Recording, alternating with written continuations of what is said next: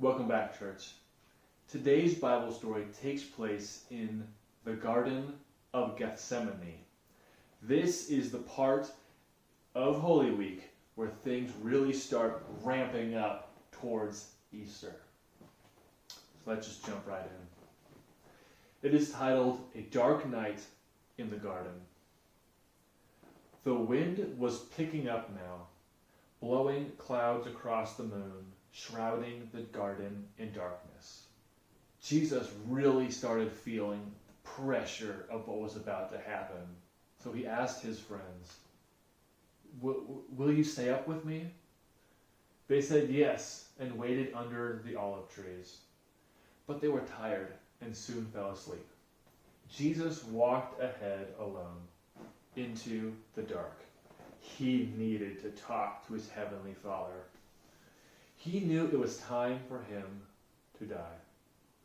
They had planned it long ago, he and his Father.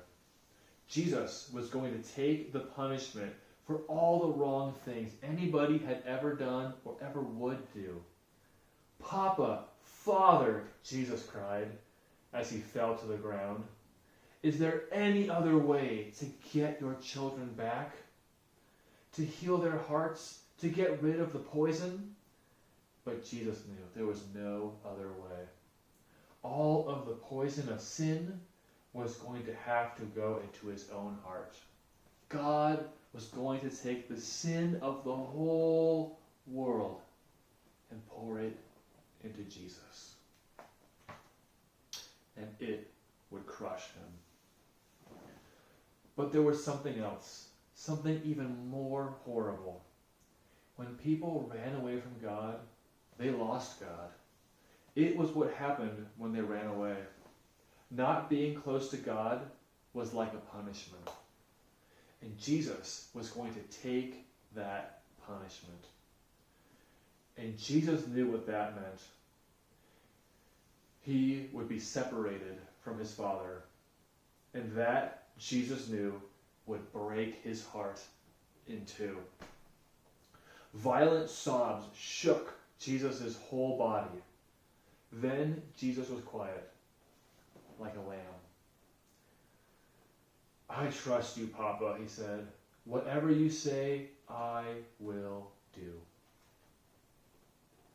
Suddenly, through the trees, a glitter of starlight flashed off of steel.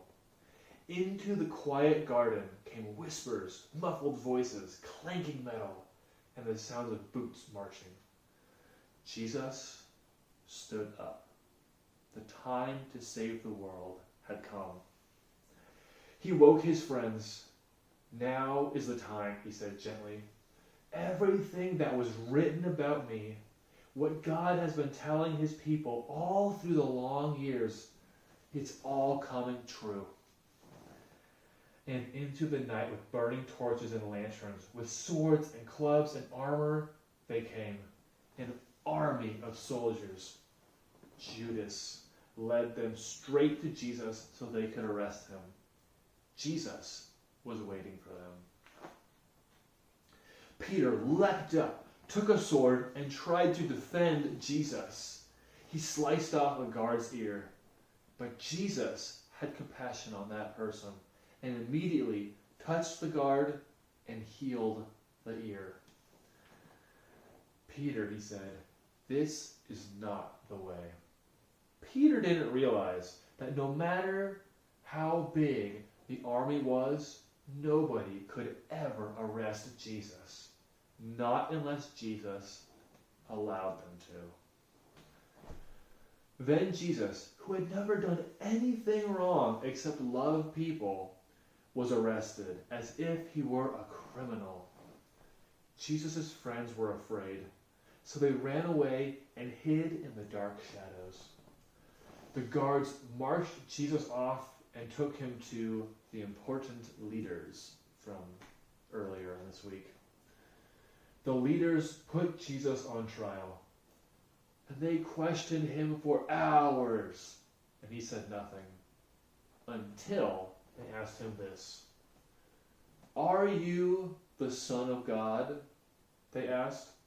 Jesus said, I am. Who do you think you are to call yourself God? You must die for calling yourself the Son of God.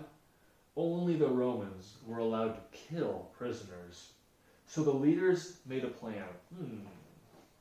We will tell the Romans, this man is trying to be our king. And then they will crucify him.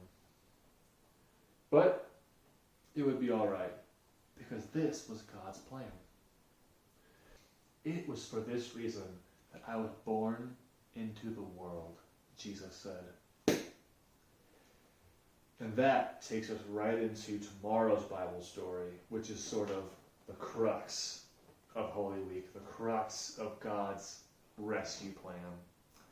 Jesus experienced horrible, terrible, heartbreaking things throughout Holy Week.